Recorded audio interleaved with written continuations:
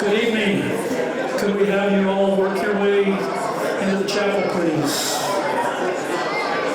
If you're a candidate, please come and find your chair up here on this stand.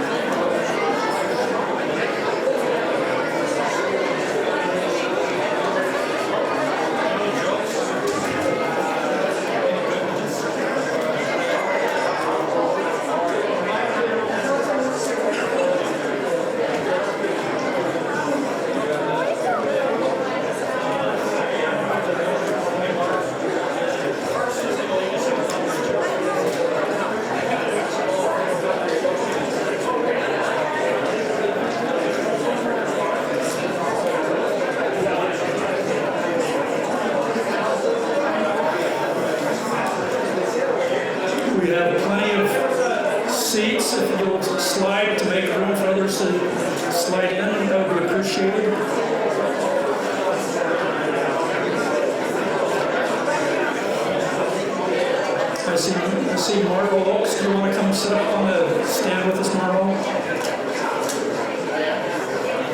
Trent's on his way up.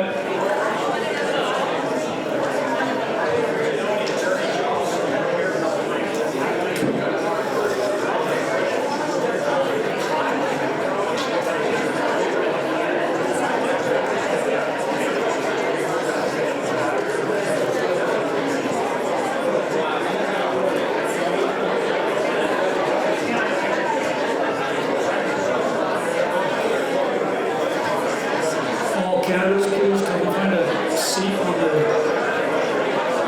stage here.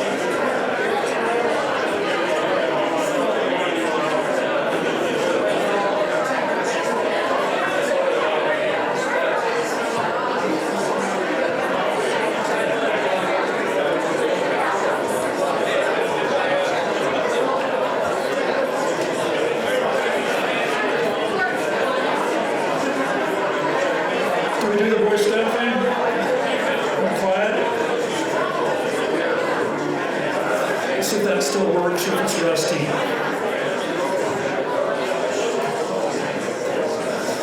That's amazing. All you in the very back, if you'd like to come in and get seated, we can start.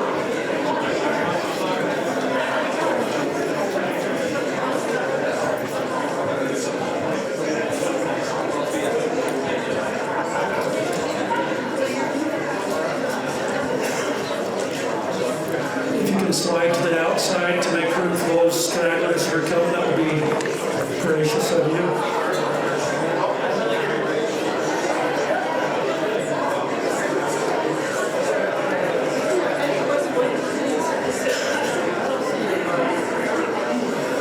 I'd like to welcome you all this evening to Wallsburg Community, Wasatch County. A beautiful place to live. A nice place to visit. Thank you all for coming. My name is Mark Allen, and 8 days ago this was just nothing but a pipe dream. 1 or 2 phone calls later, and look at what a tremendous outpouring and of support.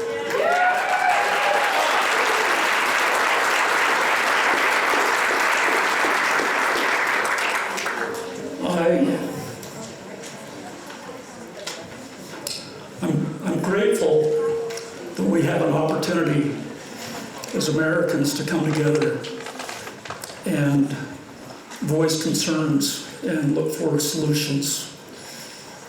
We have some really stellar candidates behind me who have been tirelessly going across our state. And it's a thankless business for them often. They hear a lot of complaints, but for each 300 complaints, maybe they get one thank you. So, thank you.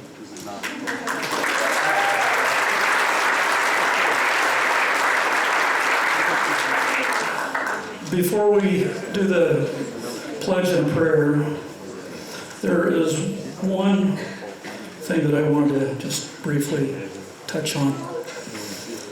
My dad's an engineer, and he has a little quote that he's recited a few times. That which is measured improves. That which is measured and reported upon improves exponentially. I've got a couple of little things I'm going to just pass around for you guys to look at, but there are races in America that we don't have much of a vote on. It's our most important race. Who are our judges? And do they equitably apply the law? So on all your seats, you've seen this citizen portal flyer. My brother Paul's behind that. My goal is to get cameras in courtrooms so we can monitor the conduct of judges and attorneys.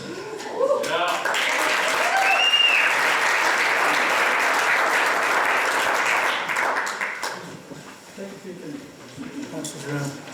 Buck, would you take one pass down each side? We have a lot of judges, and chances are, if I were to put any one of these guys on the spot to name the judges that are in your district, you probably couldn't do it. But they're supposed to apply the law based upon what we legislate, right? Thank you. Would like to start our meeting with a Pledge of Allegiance. It's going to be conducted by Buck, and then prayer will be given by Carolyn Marriott, who's the alternate state delegate. And then we'll have 2-minute speeches from each one of our candidates. And I ask that you refrain from applause, because you can tell it's already going to be an hour of commentary. Buck is our timer down here. He'll give a 1-minute time, and then he'll give you a 30-second time, and then he'll cut you off. And if you don't stop talking, I'm going to come put my arm around you. We'll go with that. Thank you. I'll ask everyone to stand. Please follow me in the Pledge of Allegiance. I pledge allegiance to the flag of the United States of America and to the republic for which it stands, one nation, under God, indivisible, with liberty and justice for all.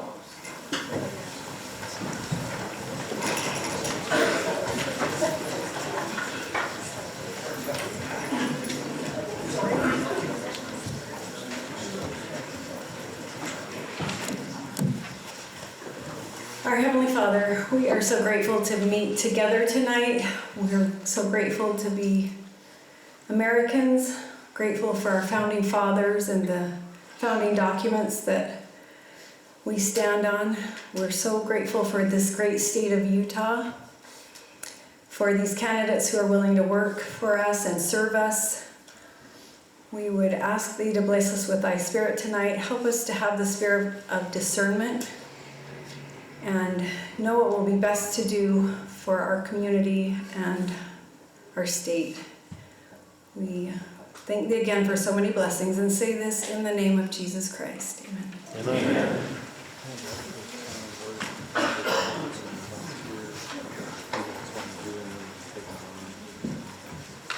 Thank you very much. A little order of housekeeping. There's been we've taken all the bolts off of these chair seats, so they have to cooperate. It's forced cooperation. Again, thank you. It's amazing. Anybody out there looking for a place to sit, there's still plenty of seats up in here if you want to work your way up in here. And if you can make room, we've got 20 people back there standing, there's room for you up here. Dr. Kennedy, would you like to come up? I'll wait right back here, Mark. Thanks very much. All right. Make sure the focus on that camera. Yeah, I'm running your camera for you. I don't have any set order, but I do know that we have a few that have traveled along and have done more than almost humanly possible. So with that, I would like to start the evening, if we could, with Marlo Oaks, and then let's work our way. Marlo, let's work our way next over to Mike Mower. We'll take the second row first, and then we'll decide who's best behaved, and then we'll go from there. Thank you, Mark. Thank you. I'm Marlo Oaks. I'm the state treasurer. I'm thankfully running unopposed. I see my cousin here. Hello, Gina. What gets measured gets improved, as Mark was saying. Unfortunately, that's in one of the documents from the White House that talks about managing Mother Nature. What gets measured gets improved. Things like photosynthesis and other natural processes. This was contemplated with natural asset companies, if any of you have heard of that. This idea that the New York Stock Exchange would list companies whose purpose was not economic activity, it was to manage Mother Nature and to maximize Mother Nature on land, which means no economic activity like oil extraction, mineral extraction, grazing, all these things that are happening on public land. They could have raised money from investors around the world, including from China, Russia, and Saudi Arabia, and US, and then go out and manage land for conservation purposes. And this effort continues at the national level. One of the key issues that we have nationally is the consolidation of power. And that is, in our Constitution in the state of Utah, we have separate offices, treasurer, attorney general, and auditor. There was a bill this last session that didn't go anywhere, HB 545. I suggest all of you look it up. It contemplates appointing these independent offices instead of keeping them independent. Thank you. I think you can all figure out where I stand on that issue. That would effectively silence the treasurer and the auditor and the attorney general. Thank you.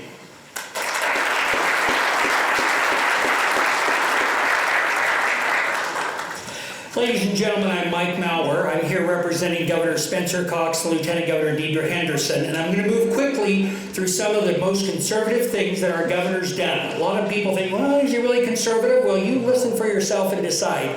Are you for the Second Amendment?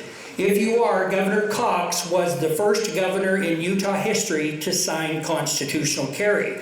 Are you pro-life? Governor Cox signed the most stringent methods out there to prevent abortion here in Utah. Are you for tax cuts? Governor Cox, and with the help of legislators who are here today, helped enact $1.2 billion in tax cuts in the last 3 years, the most of any gubernatorial administration. Do you support access to public lands? He and the Attorney General have filed 60 lawsuits to make sure that Utahns will always have access to our public lands. What about pay raises for teachers?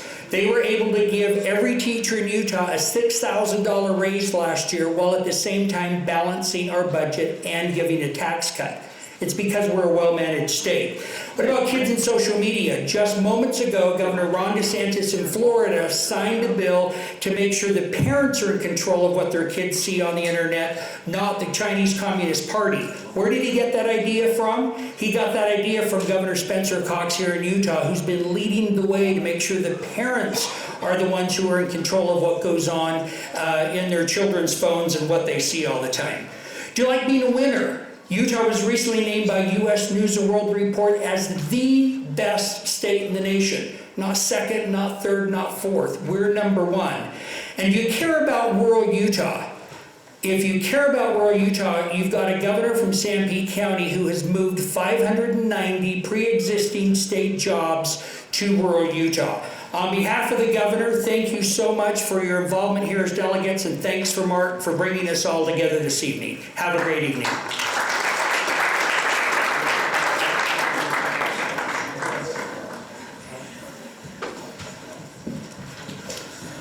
kind of winging this on the fly. I think it'd be fair to do the governor candidates first. So let's invite Sylvia up next, and then Carson, and then Phil.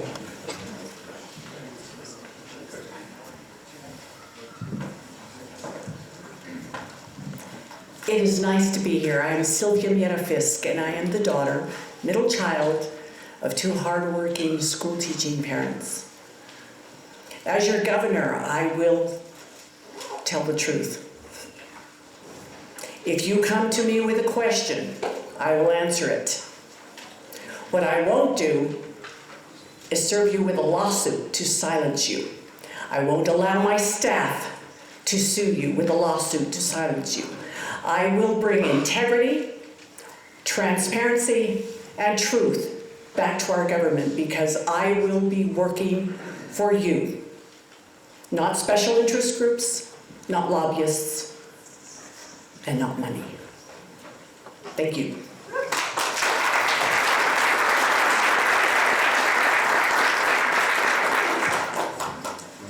Fix this. Hold on.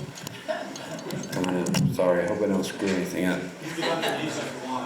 I don't think I can stand like that for 2 minutes. My name is Carson Jorgensen. I'm running for governor. And I'm running because for far too long, I've been worried about the quality of leadership and the direction of our state.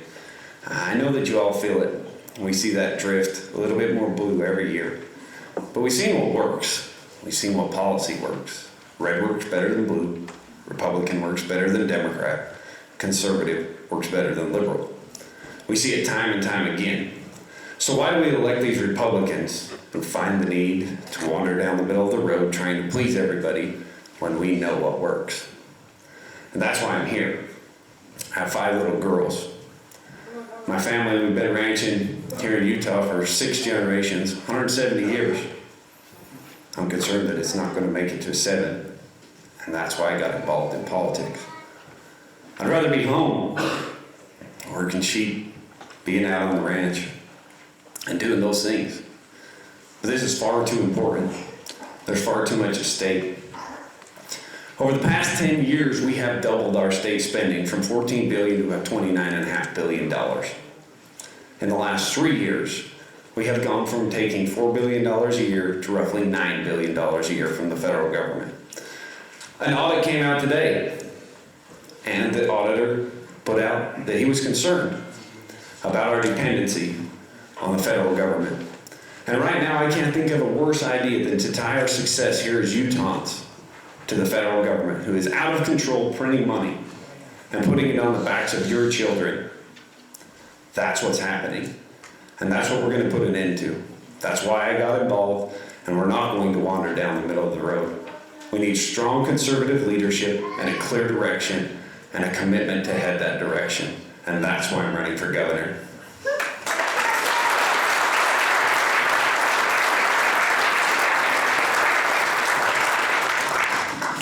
Hello, my name is Phil Lyman, and it's really great to be in Wallsburg with you tonight. I'm father of 5. My wife Jody had 5 kids, 17 grandkids. I'm from Blandy, Utah, and been in the legislature for 6 sessions and was a county commissioner before that. Went through some experiences standing up for my community in Blanding. Ended up getting charged federally, went to jail, got a pardon from Donald Trump, and I understand I understand the weaponization of the federal government, and I don't look kindly on it, and I don't look kindly on the weaponization of state government either. I want to quote something here from the Declaration of Independence. I'll kind of paraphrase it. All experience hath shown that mankind are more disposed to suffer while evils are sufferable. But when a long train of abuses and usurpations, pursuing invariably the same object, evinces a design to reduce them under absolute despotism, it is their right, it is their duty to throw off such government and to provide new guards for the future of their security. That's exactly what we're facing here in the United States. If we don't think that Our very livelihood, our very families are under threat, and we haven't been paying attention. During COVID, parents' rights were taken away. Their parents were referred to as domestic terrorists. Our children's personhood was taken away, putting them in masks involuntarily, keeping them in masks while the state was collecting nearly $1 billion in ESSER funds on the condition that our children remain in masks through the end of the school year. You thought it was to save grandma and grandpa, but it was financially driven. As we look at those funds going out in no-bid contracts and coming back into campaign accounts, it's called corruption. I'm tired of it. I'm really tired of watching it happening at the state level. I've watched the public lands be commandeered through Bureau of Land Management and environmentalists who are using them as a weapon. It's not okay. It's not a political platform for me. That's the reason I'm running for governor, and I would appreciate your support. Thank you.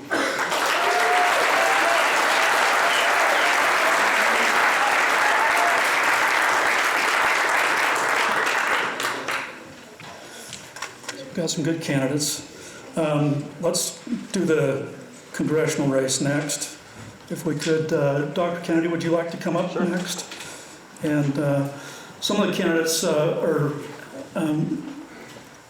at other events tonight, but they expressed their wishes they could be here.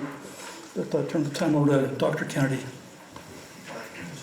Mark, thanks for having me here tonight. Mark Allen's a good friend of mine. I just sure appreciate what he's doing. So I'm Mike Kennedy, running for Congress, Congressional District 3, and I'm proud to say right now on the toes of my shoes, I have Uinta County coal dust because I was at Bonanza, the power plant at Bonanza just this morning, taking a tour and seeing my friends in Uinta County, because we believe in the state of Utah that we should not disempower ourselves, that we should support our fossil fuels, that the climate crisis is being generated on, the hoax that's going on with that the reality is Utah should be energy independent, and I am going to fight for you to make sure that these environmental regulations that are destroying our country and threatening our very existence are decimated in Washington, D.C. So I'm fighting for you for that. When you think about central bank digital currency, I'm asking you right now, are you a big fan of central bank digital currency? Well, myself and Representative Clancy, we passed a bill that actually forbid the central bank digital currency in the state of Utah. I also passed a bill along with Trevor Lee, working with him,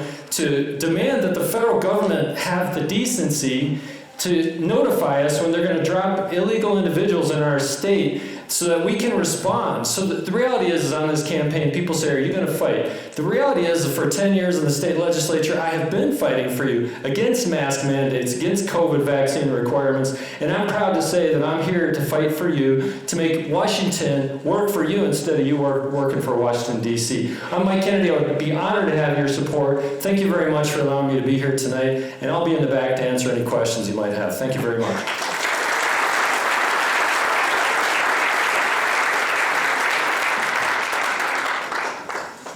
I should have announced a few more. Let's, and excuse me if I don't recognize everybody's names and faces. If I miss anybody, please let me know.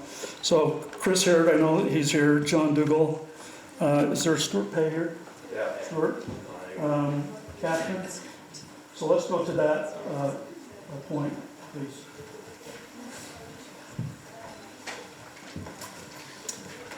I'm grateful to be in this valley. I've ridden, when I was younger, I used to ride my motorcycle up your canyons. It's a beautiful place here. People ask me now why I'm running, and the main thing that I say right now is just to stop the insanity. What we have going on right now in America, we cannot survive it. In 2007, when I entered the Utah legislature, I was a little bit naive. I thought, since I was the only person that had experienced the immigration process from start to finish, that I would be scared of the name coming. I simply believe in the rule of law, that people should come to this country. It's the greatest country in the world. But I've been called racist, unchristian, uncompassionate, foaming at the mouth, all because I believe that. Everybody's talking about illegal immigration now. When I was in the Utah legislature, I passed legislation, and unfortunately, the legislature and the governor got rid of my bill, the E-Verify bill. They basically gutted it 2 years ago. One of the things that you get with me is I am a fighter. Before I entered the Utah legislature, I was ranked #1 in the nation in fencing, in the sport of epee. My sister-in-law was the last Soviet Union fencing champion, and it kind of brought that. Well, I have a record. I planned the first Tea Party here in the state of Utah with David Kirkham. We were protesting, the sad thing in 2009, you know what we were protesting? $9 trillion. I passed the first human trafficking bill in the state of Utah. In 2007, in public utilities, I quoted Václav Klaus, who said, Václav Klaus was the Czech Republic president, but he said that climate change, in his experience, climate change is the new religion that has replaced communism. I started the Patrick Henry Caucus, fought for public lands, and I'll do that same thing if you're kind enough to send me to Washington, D.C. I promise that I will fight for you. And I ask that you come talk to me, look at my record. I do. I don't just say. Thank you.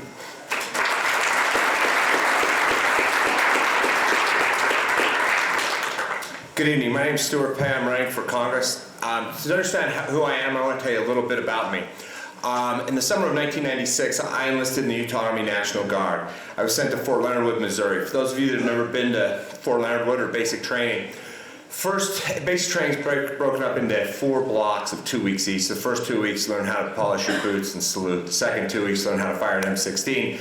And the third 2 weeks, learn how to become a warrior. The way that starts is they put you all on a range and everybody's sitting in some bleachers. A drill sergeant walks up in front of you. In our case, he was 6'3". He was from Atlanta, Georgia. He was right out of Central Casting.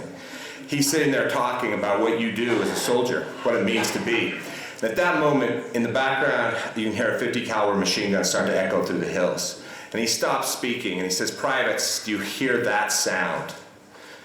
When you hear that sound, what do you do, privates? And he stood there, he paused calmly, and he said, "Privates, when you put that uniform on 4 weeks ago, you decided to run to that sound the rest of your life." Now, I had run to that sound before in my life. I was an early missionary in St. Petersburg, Russia, when the wall came down. As a soldier in Iraq, I got a call in the middle of late at night, as a National Guardsman, I got a call one night that said, "Hey, Stewart, we told you you weren't going with this group, but you're actually going. Be ready tomorrow morning, you're leaving Saturday." That was on a Tuesday night. As a lawyer in Salt Lake City, I've represented some of the state's largest clients in very large litigation. I've run to the fight every moment. I will fight for you in Washington, D.C. I have the skills to solve problems, to build coalitions, and to break this country out of the doldrums it finds itself in. My military, legal, and political experience, I was county party chair in Utah County for a couple of years. We went from $15,000 to debt to $50,000 in the black when I left. We helped Burgess Owens get into office. Those skills will allow me to succeed in Washington and make the 3rd Congressional District proud. That's why I ask for your vote. Thank you very much.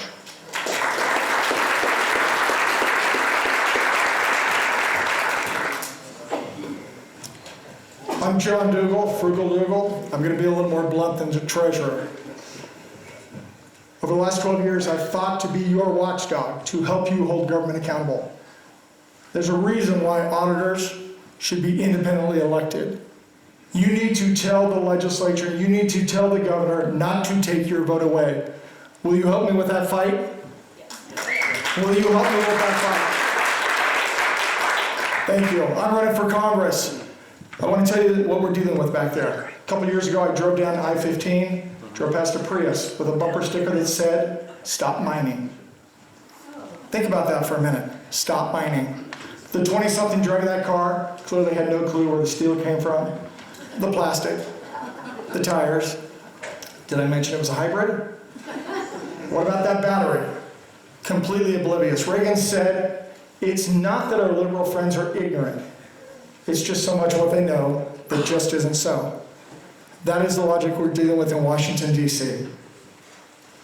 I've spent years, both as a legislator and as auditor, fighting to get government off your back and out of your wallet. That's what I will continue to do in Congress. That's what you deserve, and I'll be frugal with your time. Thank you so much.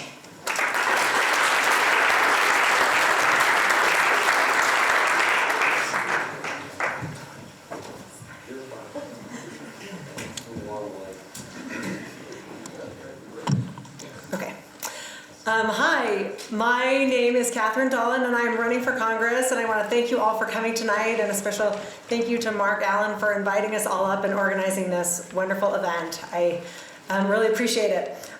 Because I'm not a politician, I want to tell you a little bit about my background and what I am doing up here. I I am a mom, I'm a taxpayer, I'm an advocate, and I am sick of the out-of-control spending in Washington. I became a state delegate about 10 years ago, and when I did that, I would go to the candidates and I would say, hey, our federal debt is $14 trillion. This is out of control. What are you going to do? And there are lots of plans and lots of good intentions. And it's been 10 years, and now our debt is $34.5 trillion and growing quickly, and nothing has happened. What we're sending, it's not working. It's not changing. The people in Washington don't understand what that out of control federal spending does to us, to our families. When out of control government spending causes crazy inflation, it doesn't affect their families the way it does ours. My family feels it, and so do most of the families in the 3rd District. My middle income family felt it when grocery prices doubled. I had kids in diapers when the diaper prices literally doubled. It's not working. If we continue to spend like this, if we continue to send the same politician back to Washington to represent us in Congress, we're going to get the same results.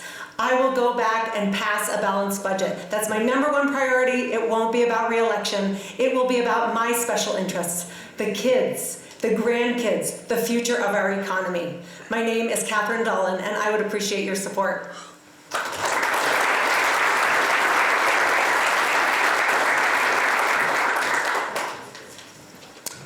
Okay, do we have Zach and Lucky and JR in case? Take you in that order if you're here. Thank you. Evening, everybody. Hope you're doing well. Thank you to Mark and everyone else for making this happen. My name is Zach Wilson. I'm 29 years old. I'm a convention-only candidate. I think a lot of you know what that means. I'm chairman of the Utah Young Republicans. Thank you. And I'm a private equity professional. I'm running to restore old values and inspire new voices. Now that is a catchphrase. What does that actually mean? I'll break it down. One, we need to return our government's focus to basic principles: limited government, separation of powers, and federalism. I read, my spare time, I read the Federalist Papers, I read Common Sense by Thomas Paine. You may call me a nerd. I love it. This is my girlfriend over here. We've been dating for 4 months. She interned for Mike Lee. Our dates are all about federalism, so you can think about that. Second, I appreciate that. Second, I'm wanting to rein in the disastrous spending habits. I'll call it an addiction, not habits, back in Washington, D.C. I work in private equity. I studied finance at BYU. I was president of the Finance Society while there. I stand alone in this race for understanding inflation, rates, the Federal Reserve. I understand that deeply. Every time the Federal Reserve releases anything, I'm all over it. I read about it. I could tell you what SOFR is today, what LIBOR is today. That is my second language. The third reason, and perhaps the most important, I think it resonates more with the delegates than anything else I've said tonight. I am wanting to restore a sense of American idealism in young people. I greatly fear what happens in the next couple generations in a state like Utah, which is the youngest state in the country. Congressional District 3 is the youngest district in the youngest state. I am running to send a clear message to young people everywhere. It is okay to say you love your country. It is okay to love the history of this country, to love the institutions. I'm wanting to relate to these young people in a way that no one else in this race can. I don't like identity politics, I like ideas politics, but only one person in this race can relate to our young and thriving generation. I'm Zach Wilson, I'm a convention-only candidate, and I would sure appreciate your vote. Thank you.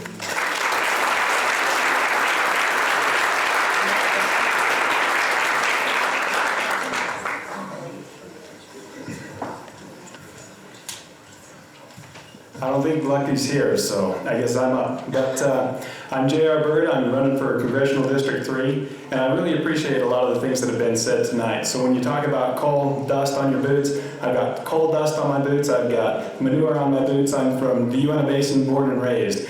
And so I understand a lot of those things. When you're talking about public lands, when you're talking about, BLM and government overreach, those are things that I've lived my whole life. A little bit about me. Grew up poor, fairly poor, but lived the American dream and was able to start my first business in the oil and gas industry. I became the mayor of my hometown. We talk about the things that we will do when we get to Washington. I want to talk about a little bit about what I've done as a mayor.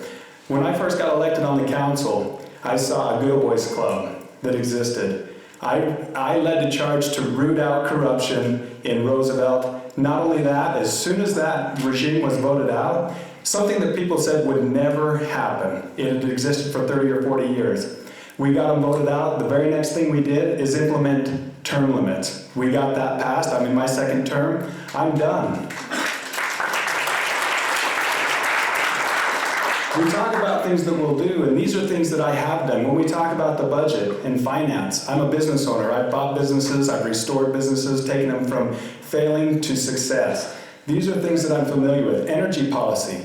This is my life. This is what I've done for the last 23 years. When we talk about immigration and the border, I've lived with the Latin community and understand the problems that we have. We're incentivizing illegals to come across, and we're penalizing legals. This should not happen. Not only do we not like that, but the people that have come here legally do not like that. We have to stop the illegal flood of immigrants across the border. These are things that I know. These are things that I'm passionate about. These are things that will differentiate myself from the rest of the candidates. birdforcongress.com. Thank you so much. And Mark, thank you for having us tonight. Appreciate it.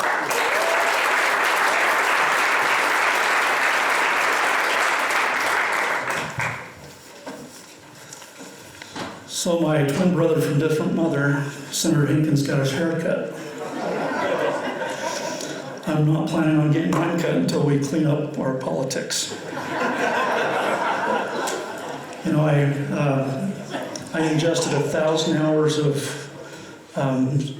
legislative and Senate hearings in January that our Utah legislature participated in. 1,000 hours. 591 bills passed. Governor vetoed 7. I heard a lot of people patting themselves on the back for over the last 10 years or so, $1.2 billion in tax breaks. I did a little bit of math. I appreciate the 12 cents a day break. With that said, Senator Hinkins, would you please report to the pulpit? Senator Hinkins, let's have you lead, and then we'll do our AGs. Thank you. Thank you. And I first met Mark when we was working on cleaning up American Fort Canyon.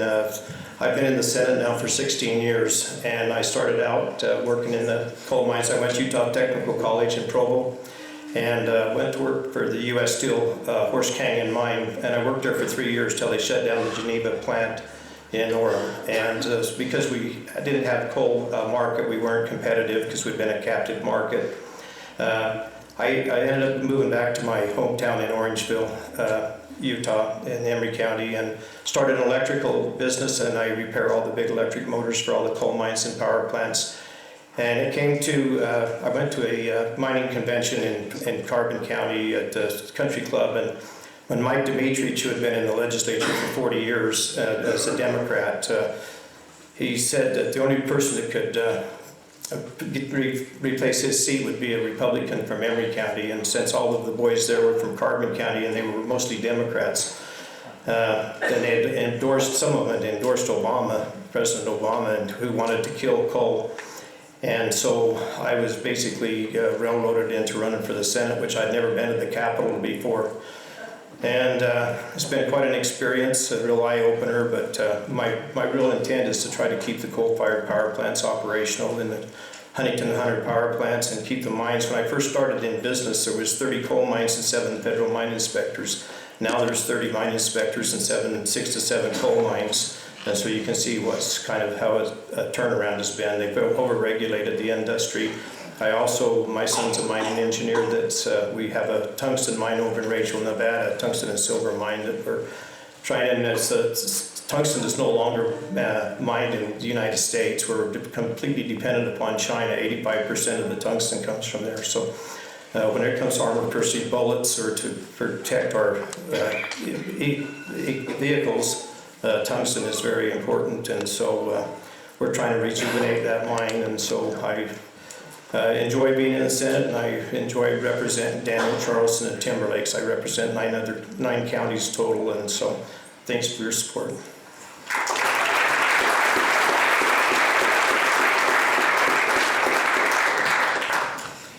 Let me read off a couple. Let's have Frank and then Trent come up for Attorney General. Rachel's up in Logan. She wishes that she could be here. Didn't hear back from Derek Brown. Then after, let's move into our Senate. Pardon me? Then let's go to Brent Hatch. And do we have anybody here for John Curtis? Chandler, Jeremy Freebaum, Jason. So we'll go to that. If you can remember that order, I can't.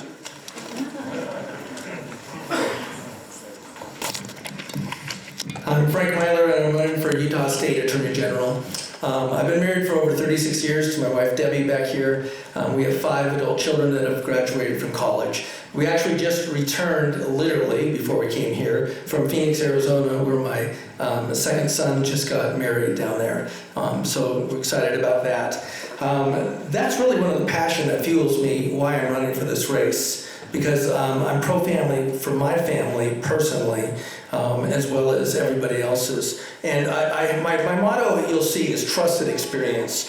I want you to really take this to the bank. I want you to really research every candidate that you can for Attorney General. Google their cases that they've been involved in. 2 candidates, you will find 0 to none.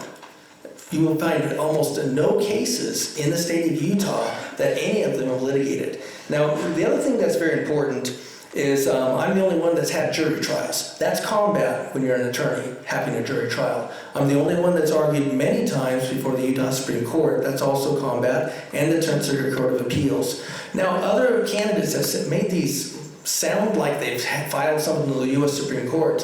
They haven't. I'm the only candidate that's licensed to even practice before the U.S. Supreme Court. And you can Google it, you can find lots of cases. So that's the experience. Why can't you trust me? Because they're going to say the same things that I'm saying. In fact, some of them say it better than I say it. But I'm going to tell you why you can trust me, because I've been in the trenches fighting for constitutional rights all 36 years of my practice. And you can take that to the bank. You can research ADF Legal, AllianceDefendingFreedom.org, and you can find the kinds of cases. I've defended pro-life sidewalk counselors against criminal charges in Salt Lake, went to trial, we won. I'm the only candidate that's even had any criminal law experience, and yet that's considered the chief law enforcement officer in the state. You can know that I'm going to fight to protect federal lands every stinking day I'm in that office, because that's the kind of thing that I've been doing. I've been in the trenches fighting. I'm going to get rid of this sanctuary state nonsense, and I'm not going to stop there. I'm a convention-only candidate, and I ask for you to support me for Attorney General. Thank you.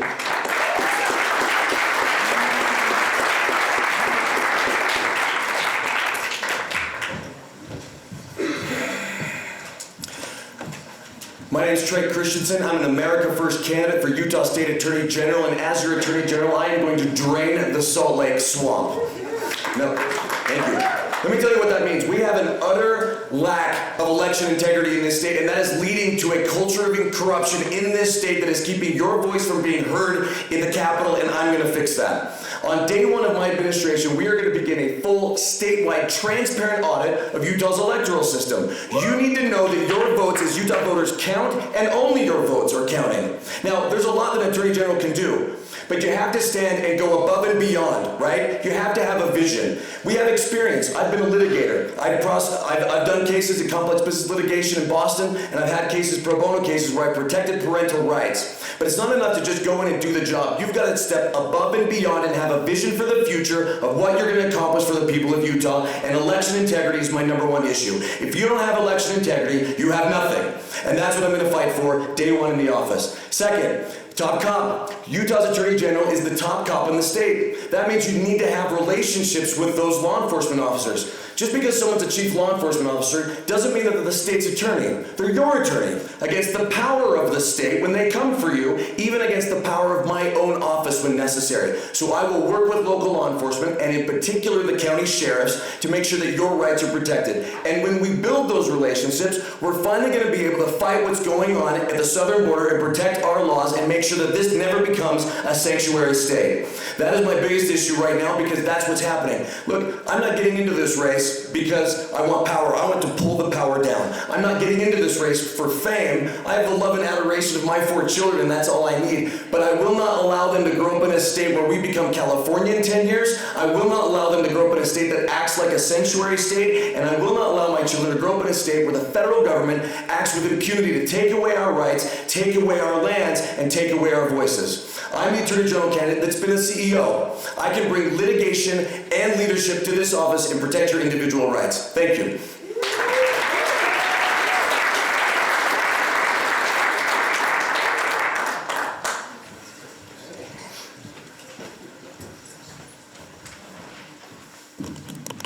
Several years ago, I found myself in the White House serving as the President's counsel. And a tragedy had happened. A hurricane had hit Puerto Rico, and it had wiped out the electrical grid. All the police abandoned their posts, and the prison guards opened the prisons and took off for home. And I was called by the President and said, you need to get down to the Situation Room now. The Situation Room is just almost exactly like you see it in the movies. Every time you see a movie, and buried in the White House, it's a secure area.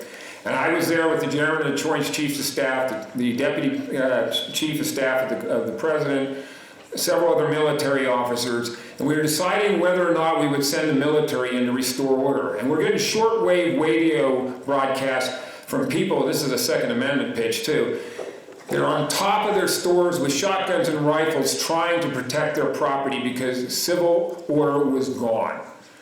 And I'll never forget when we talked about sending the military in, someone said, can we just send it in with rifles but no bullets?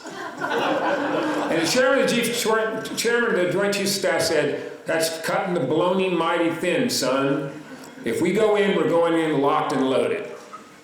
I learned something that day. You go in locked and loaded. I'm the only candidate in this race that clerked for Robert Bork on the judiciary, a conservative judge who worked for President Ronald Reagan, who worked in the White House, and for 36 years ran the Federalist Society. I helped organize it and run it as the largest conservative legal organization in America. And we helped President Reagan, President Bush Jr., and Donald Trump pick conservative justices for our Supreme Court. And like I told some of you, what lasts longer than a president? That. I'm that bullet. I'm the person to go in locked and loaded. I'm a conservative that walks the walk, just doesn't talk the talk. I've done it. I can hit the road running. I don't need on-the-job training. I hope you'll vote for me. Brent Hatch for Senate. Thank you.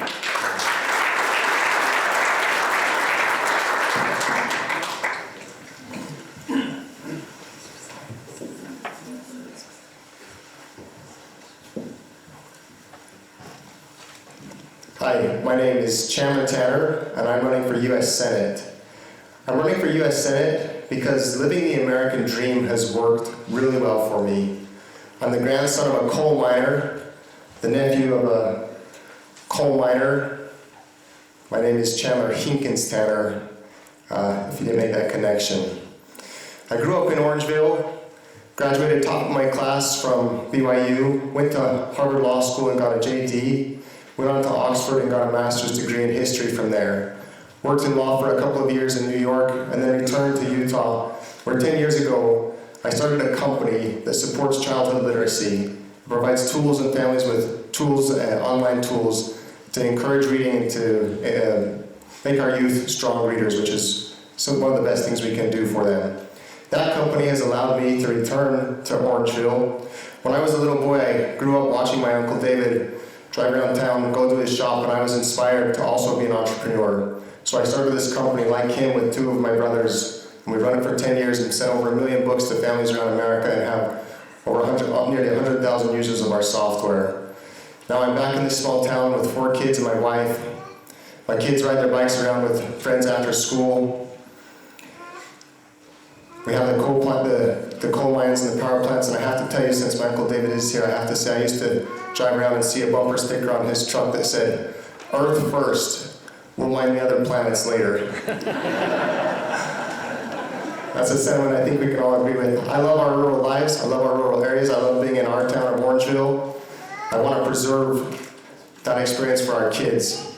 I have credentials and abilities that I think can help help Utah have a strong representative in the Senate, someone who can command attention there and do great things like we've seen other young senators do in other states. Ted Cruz in Texas, Tom Cotton in Arkansas. They come with a similar background, strong academic credentials, youth and vitality to go in and make a big impact, and I offer the same option for Utah. Please support me at the convention. I really appreciate your support and love being here.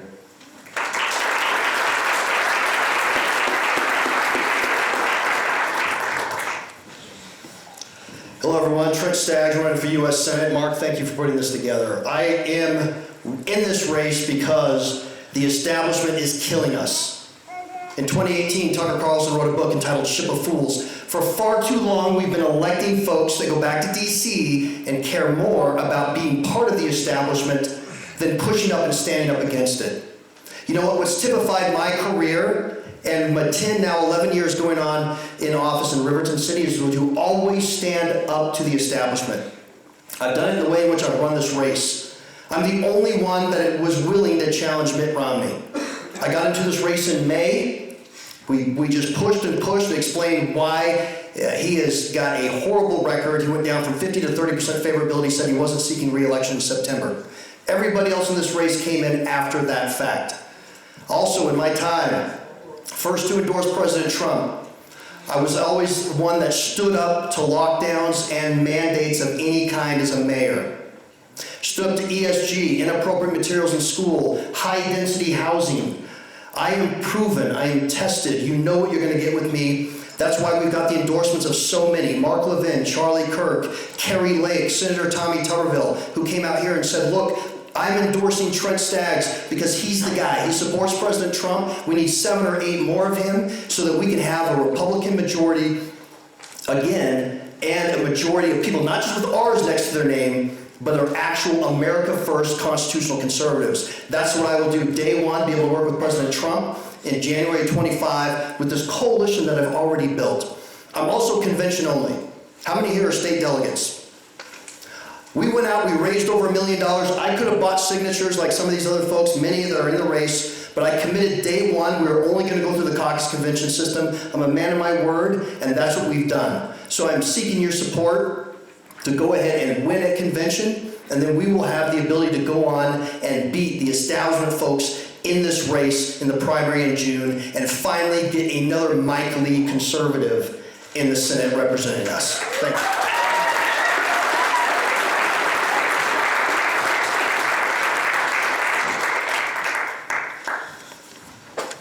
How are y'all doing sitting in those flimsy chairs? Those stretcher legs? Yeah. Okay, come on up. I did want to just mention that Carolyn Pippin is up in Cache Valley, and she did get excused. She sends her regards.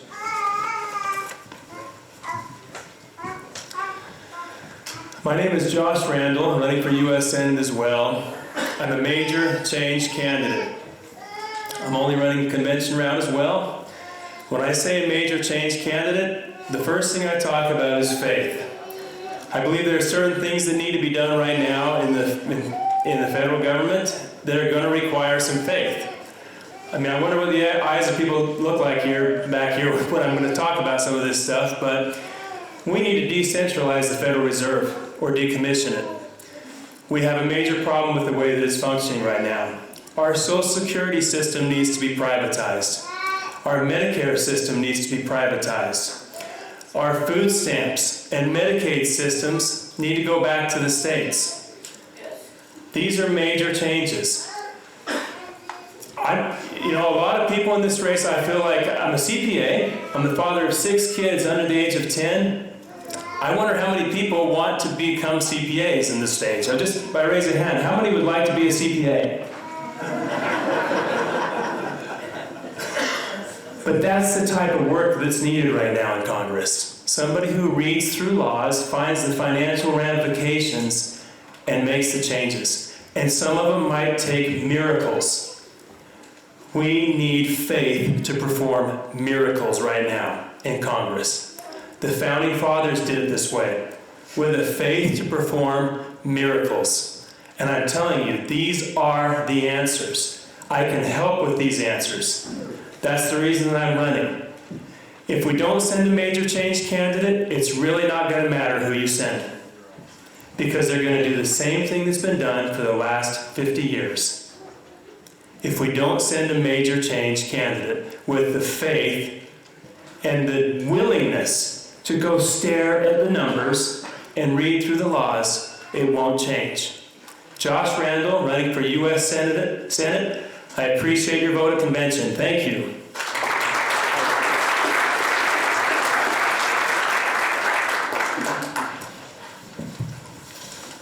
Just have to say, Buck, you're really controlling this meeting nicely. Thank you. Let's jump over to Senate Race 24. We have Brad Daw here. Kevin Stratton's unavailable to meet with us, but he does have a booth back here. Didn't hear back from Dan Hemmert. Senator Bramble did call today. He withdrew from the race, and we're going to invite him up to take a look at the Wallsburg Museum one of these days. Thank you, Mark. My name is Brad Dahlin. I'm running for Senate District 24. That covers part of Warren, part of Provo, and all of Wallsburg.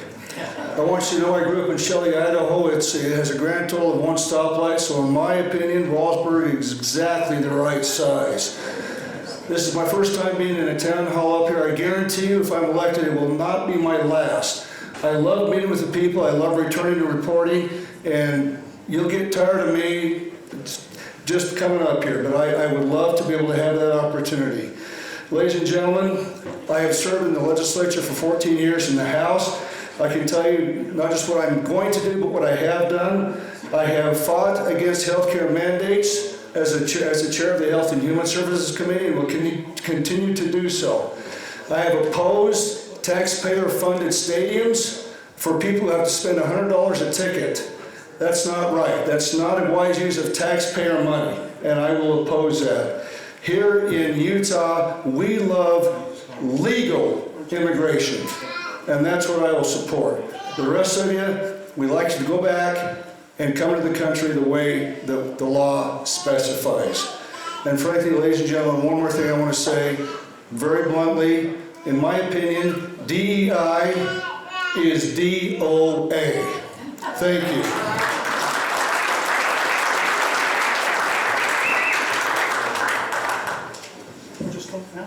Sure. Thank you.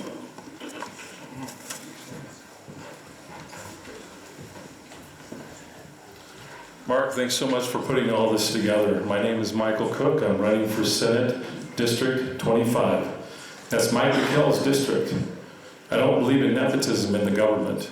And I don't believe that someone should legislate and draft the bills and then his brother-in-law sign it into law.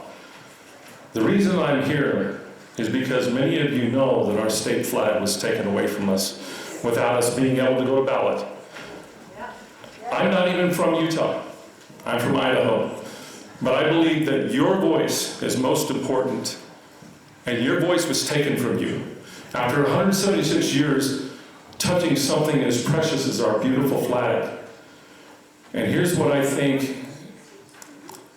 Many people would come up to me as I was gathering the 8,000 signatures.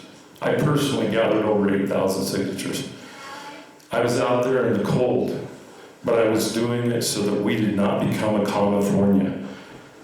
There are many people that would come up to my table and say, because I was at Gunny's, I know that they're already an American first, like I am, type of a person. I know that they're my people, so that's who I would go to, and they would say, I escaped California. I'm so grateful to be in Utah. Where do I sign? Okay, this is the reason I got in the race. But let me tell you, because I'm going against the brother-in-law of Governor Cox, the LG is blocking me at the ballot box. And I need your help. I've only got 7 days My area is from Provo north, Provo north all the way down to Payson, and it includes Salem, Woodland Hills, everything. If you would, please take a flyer from me and see what I'm all about, you know, when you scan that. But I've only got 7 days because I am also a convention only, but she's not allowing it. She says the only way that you're going to get on the ballot, you've got to gather 2,000 signatures verified from people in your district. And even if you were to go to convention and you were to win, we're not going to certify your win. Thank you so much. Appreciate it. Michael Cook, District 25 against Mike McKell, brother-in-law to Cox. Thank you so much.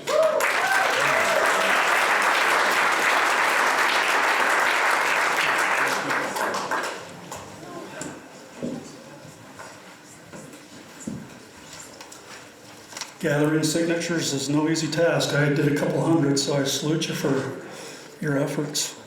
When I gathered signatures up here, many of the farmers had no idea. Probably still don't. If we could, let's have the assessor, the incumbent first, and then we'll have Bob Adams. So Todd first.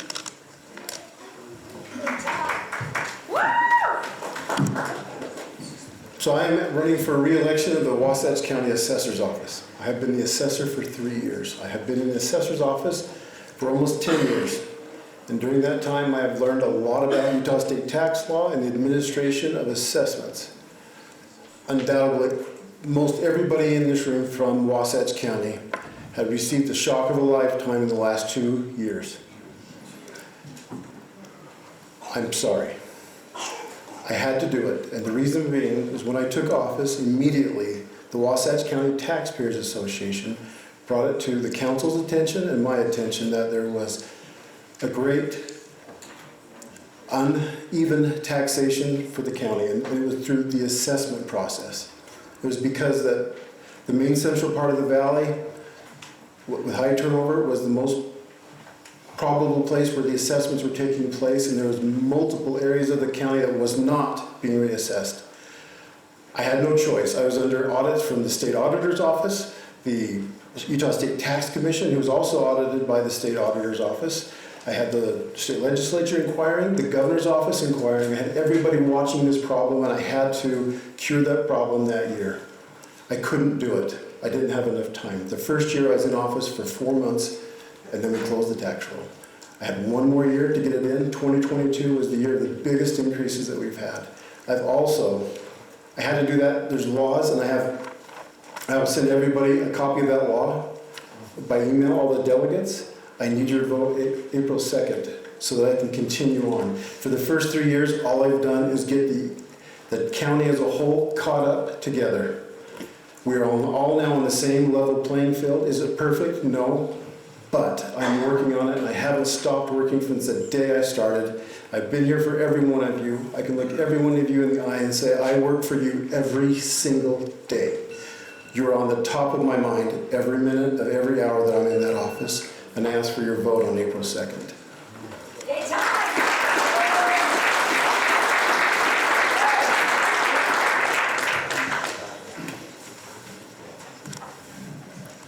My name's Bob Adams. I'm running for Wasatch County Assessor. In my opinion, we need to look at the audits that have been done, because they're third-party independent audits, and come up with a plan on how we're going to implement those. It needs to be a lot of detail, and there needs to be a lot of daylight on it. We need to let the public know and report to the public what's needed and what we have to do. My background is in city management.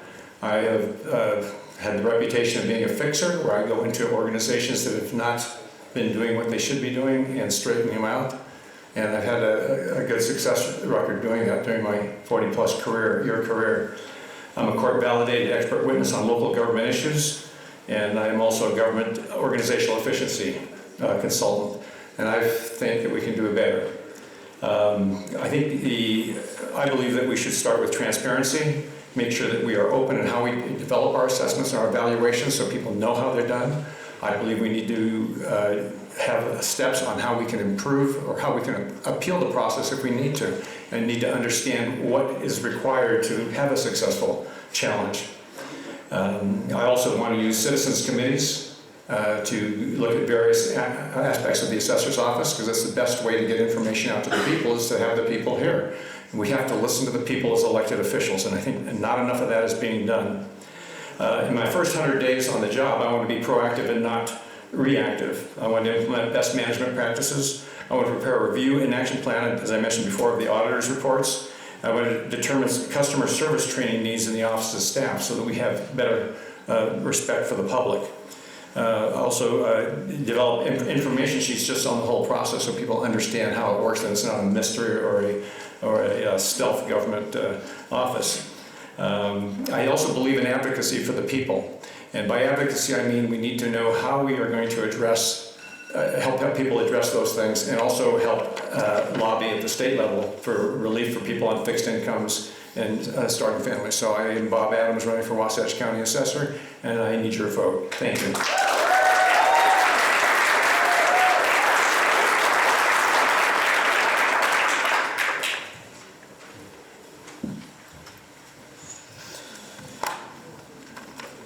Okay, why don't we do Wasatch County Seat B.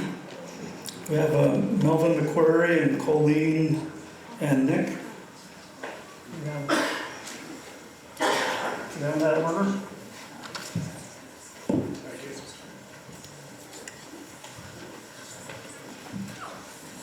My name's Melvin McQuarrie. I'm running for Seat B for County Council. I've been a resident of Wasatch County since 1977. Finished my last 2 years of high school in the Valley. Seen a lot of change. Got an education in civil engineering, a master's degree, and I'm also a land surveyor. I've been an employee of many in the county over the years. I'm now semi-retired. Meaning I somewhat am retired. Anyhow, I have the time to fill this position.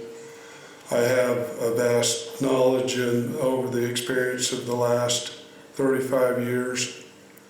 The reason I ran for the position is Steve has not run, and he's, in my opinion, done very well over the years.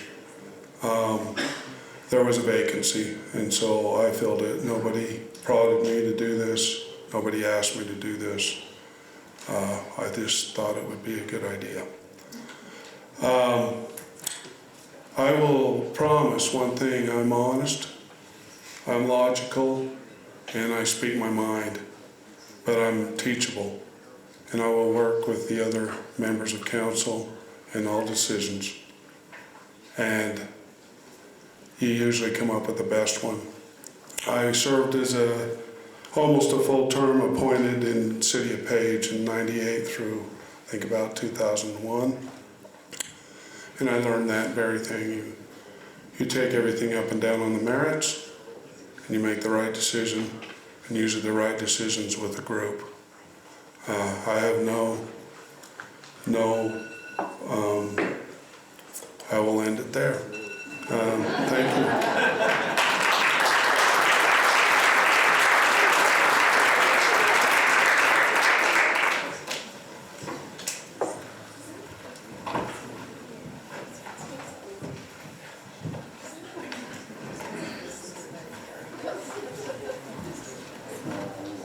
I feel like I'm coming through the curtain at the Tonight Show or something.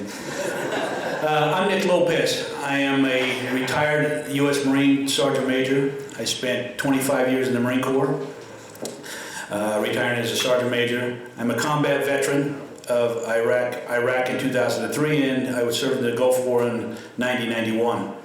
I work full-time for the Salt Lake City Fire Department. I've been doing that for 30 years. My time in the Marine Corps, I should note, that it was active and reserve time. But I spent 30 years in the fire department, and I'm currently still working for the fire department because I love it. And the reason I want to want to run for office here is because I've got a lifetime of proven leadership.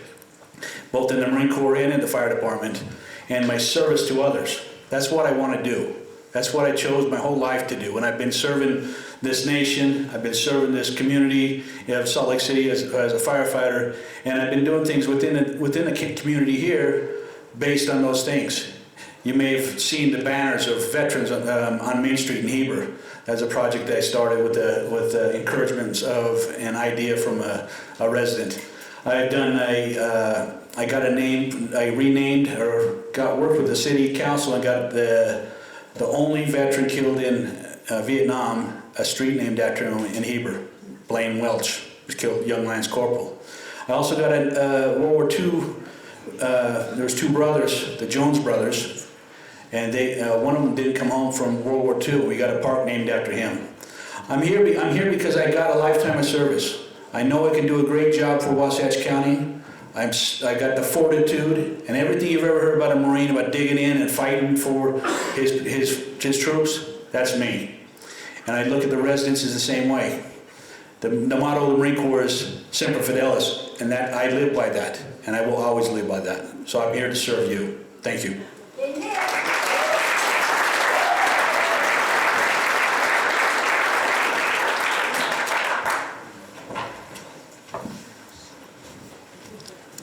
Okay, let's do Wasatch County Seat D. We have Kendall and Mary.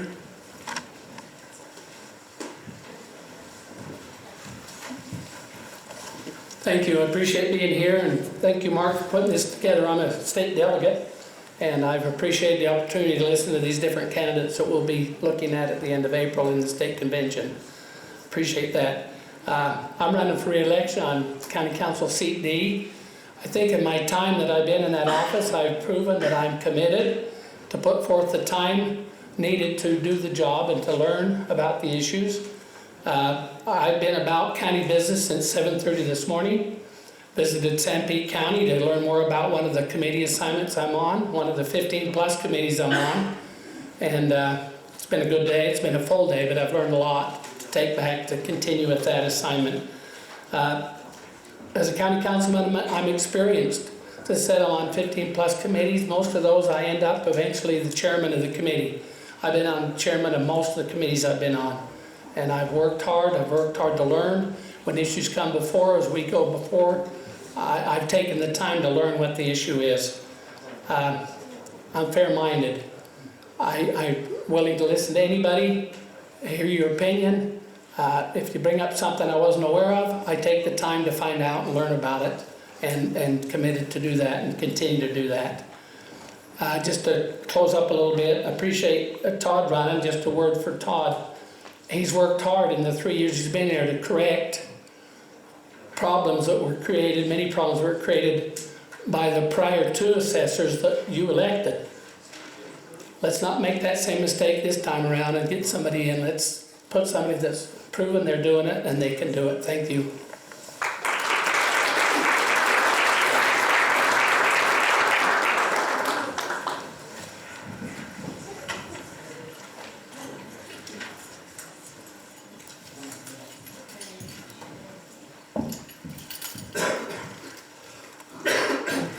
Hi, I'm Mary Williams, and I am running for you for Wasatch County Council. I acknowledge that a lot of these people back here want to do a lot of good things, but I also acknowledge that we can't trust our elections. And we can't trust that we will have what we need to get done in the state. So I'm running because I feel that if we're going to save this country, we need to save it at a county level. We need to hand count our elections here. We need to be able to set a precedence for other counties. We need to be able to say no to the federal government. We need to be able to say no to the state government. I am a mother of 8. I own a business. And running for this council, I would take a pay cut. I don't need that. I would be busier. I don't need that. But I do need to be able to stand before my God and know that I did what I need to do. I had people call me and ask me to run for this position, And I'm standing up to do that because I have also been a chairman for many volunteer organizations. I've worked with a soccer club, Park City Soccer Club is one of their heads for the last 11 years. That's how much they loved me doing it. So I do know how to make things happen.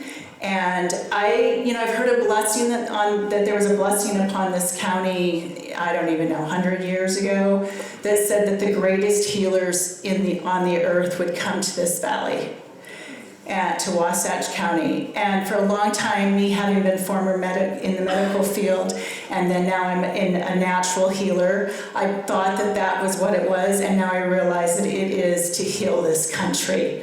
And that's what we're going to do in this county, is heal this country. Thanks, Mary Williams.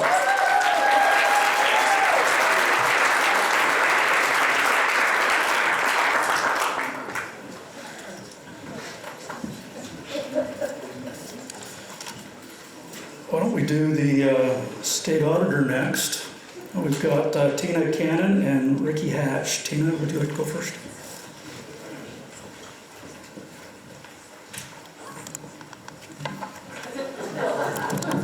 I keep looking for the primary step stool in here. Surely they have it. Underneath, I know we used to be able to lower these.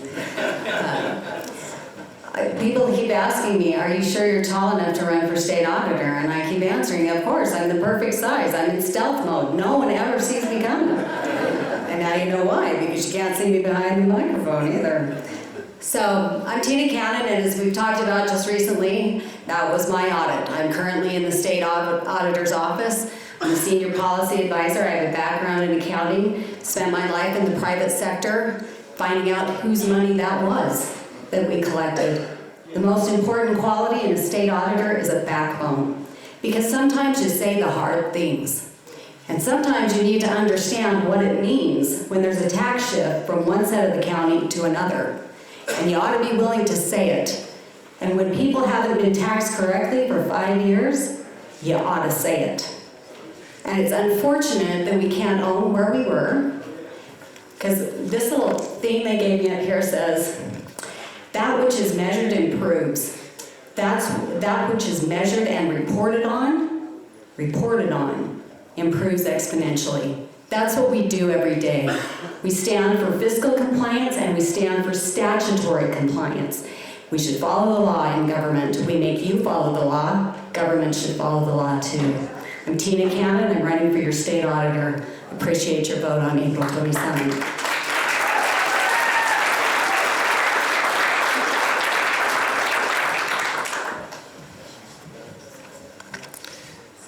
Hi, my name is Ricky Hatch. I'm running for state auditor. We have a world full of symbols, and each one has its own meaning and unique symbol. There is one symbol that stands out for its brain power, for its simplicity, and that represents total nerdiness. And that symbol is the pocket protector. Now, that symbol is not as weighty as the cross or the symbol of a dove, but it symbolizes diligence and it symbolizes intellect. And as your state auditor, I will be your ultimate pocket protector, protecting your pockets from waste, from fraud, from abuse, from the inefficiencies of government overreach. I have a 30-year track record as an auditor across multiple sectors, and I understand good auditing, and I understand good governance. My motto is that you build a fence at the top of the cliff rather than an ambulance at the bottom. I am the only CPA in this race, and I am the only auditor in this race. Trust me, you want a nerd protecting your pockets, protecting your rights to your inalienable rights to property, to the money in your pockets. I'm Ricky Hatch. I am a CPA. I'm a total nerd, and I ask for your vote. Thank you.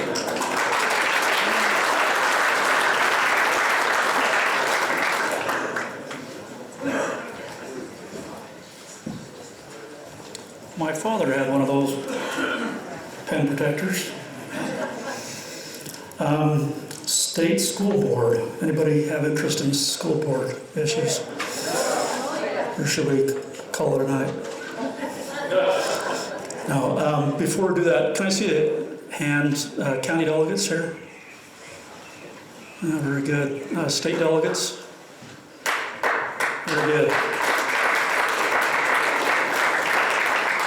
It's been amazing. So is the school board the last one we haven't done? Has anybody not spoken? You are the surveyor. I have talked to you before on the phone. He is amazing. I'm glad you're here. We'll give you, let's do this, school board, then we'll have you come up, okay? Thank you, Jim.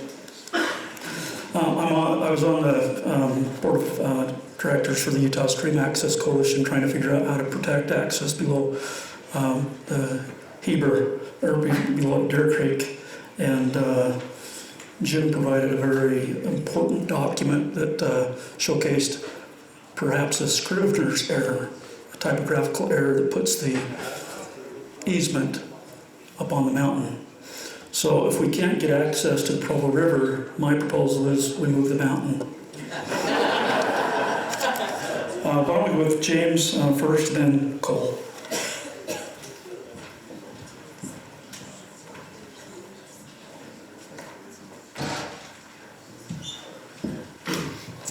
Thank you, Mark. It's great to be with you, Wasatch. Jim Moss, I'm from up the road in Midway, so it's great to see a lot of friends and neighbors here.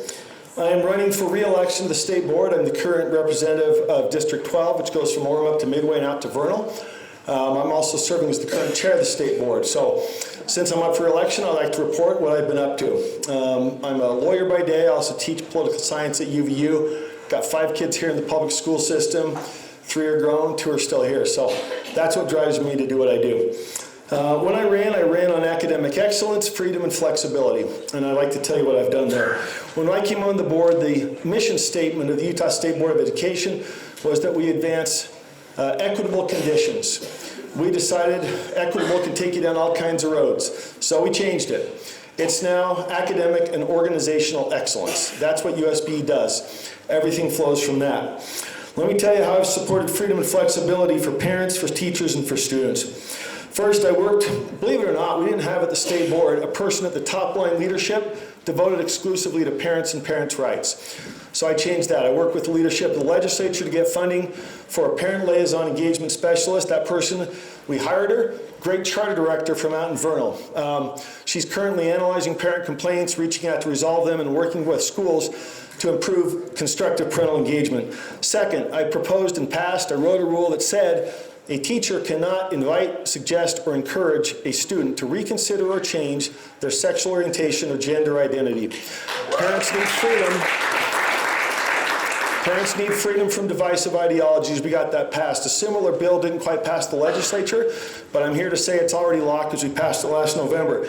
It also prohibited advancing of partisan ideologies, and it required every school that gets a complaint from a parent about teacher misconduct to report it to our licensing division. No black holes, no wondering what happened by parents. It comes to us so we can decide if they did the right thing or if we have to take action ourselves. Finally, we worked to repeal an educational equity rule.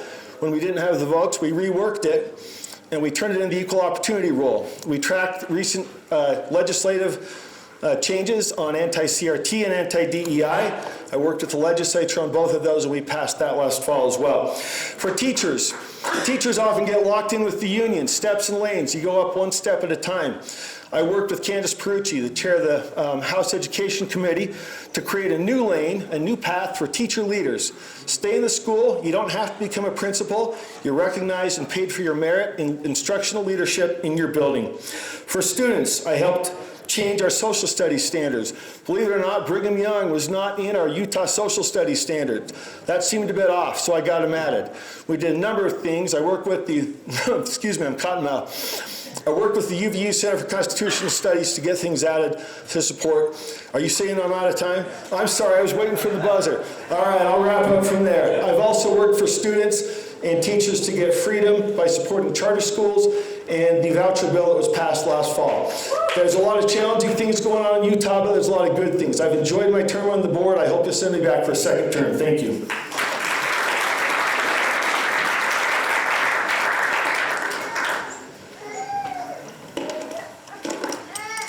My name is Cole Kelly. I'm running for the State Board of Education. I've been a school teacher for 27 years. I'm a unique brand of school teacher. I am a conservative teacher. But I've spent 27 years kind of battling against my teachers union. I stand against the ideology of my teachers union, and I think it's important that we send representatives to our state school board that are going to stand against the teachers union. My teachers union will campaign against me, okay, as a school teacher. One of the things I want to emphasize, if there's only 2 of us in this race, if you like the direction that our schools are going in terms of the curriculum that's being pushed into our schools, stay with the incumbent. If you want to see somebody that's going to fight against it and that's going to stand up against it, I'm a wrestling coach. You think I know how to fight? Elect a wrestling coach, okay? And I'm in Heber Valley, so come on, guys, you know what that's about, right? I just want to use this example. What's happening right now in the state of Utah is that we've got a good legislature. They will pass a bill like the sensitive materials bill, where they're trying to get pornography out of our schools. We will have an attorney general who will write an opinion on that will say we need to get sensitive materials out of our school and get pornography out of our schools. And then we have a weak state school board who's not implementing the law and not getting those books out of our school. And we need strong leadership at the State Board of Education that's going to follow up on the legislation that's being passed by our legislature and get the crap out of our schools that our children should not be exposed to at a young age. We're not talking about banning books, we're talking about getting pornography out of our schools. My name's Cole Kelly, and I'm a convention-only candidate, and I hope that you'll vote for me on April 27th. Thank you.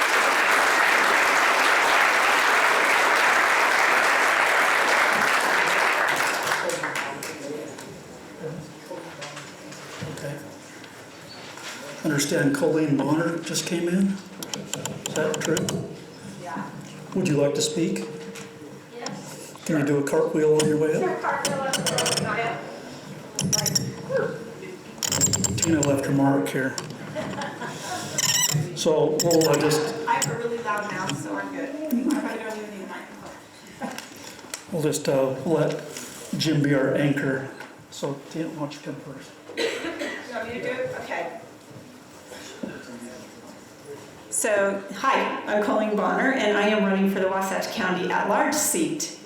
And I held my own cottage meeting tonight, and so I'm sorry I'm late. And I tried to get to Bob's event earlier and did my own thing. And I said I gotta run at least to Wallsburg and see what they're doing, and come for the invitation that was given. And so, first of all, just thank you all for being here and for being willing to be delegates for the county and the state. It's you guys who make a difference in our community. If we don't get the grassroots and the local people to show up, then our government just doesn't work the way it needs to work. So thank you for being willing to, first of all, come and to be a delegate for the county.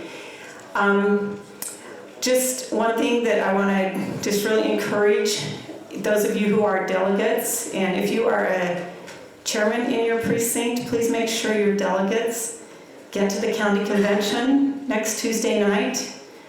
We have to have a quorum, which is, we have roughly 250, I don't know the exact number, of delegates. You have to have 50% of those, and to even have a quorum to be able to vote. So it's really important, not just to show up here, but to show up where it really matters, and where it really matters is at the convention. So I was on the Midway City Council for 12 years, and I was the mayor of Midway for 4 years. And so what I feel like I can bring to Wasatch County is just that experience of being able to work with the citizens, and I have somewhat of a working knowledge of how government works and what the rules are and what the rules should be. And I think it's super important in Wasatch County as we grow and our future. We need to decide what that future looks like and work together as a community, as a whole, all of us. to set some boundaries for what we want this county to look like. So anyway, just there you go. Thank you very much, and make sure you're at the convention on Tuesday night.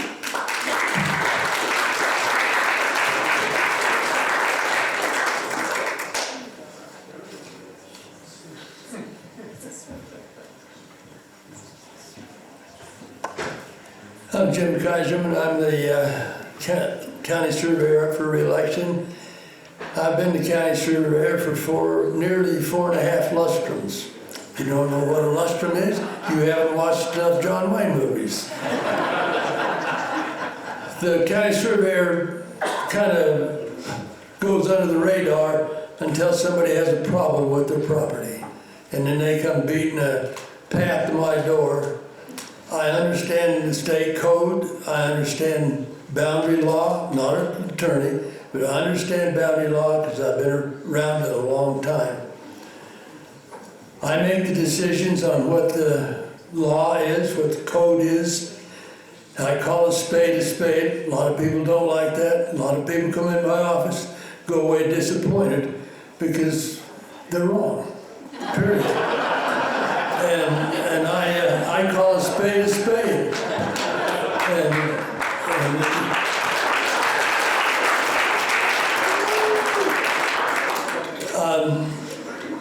I kind of go by the song we sing in church.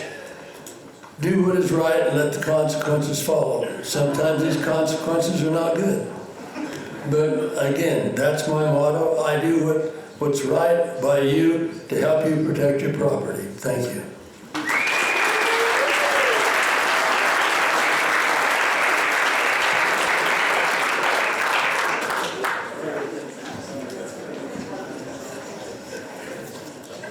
I didn't know what a surveyor really did until a few years ago, when I had the good fortune of buying a ½ acre in the middle of all Snowbird's property and started a nonprofit. And then we took the Surveyor General of the United States, Fran Bush, you probably know well, and we spent 10 days up there with high-tech satellite equipment, and the old-timers used steel chains and mules. And when I asked Kevin Bishop how close, how accurate they were, he said to the centimeter. So, you young kids, if you want a cool job, be a surveyor. You're outdoors, you see the wildlife, you get good exercise, and you hold your age well. Thank you, everybody, for coming. We're going to break from here now, and we can reconvene back there, stay as long as you want, and talk delegates to the candidates. A round of applause for everybody that came, and please.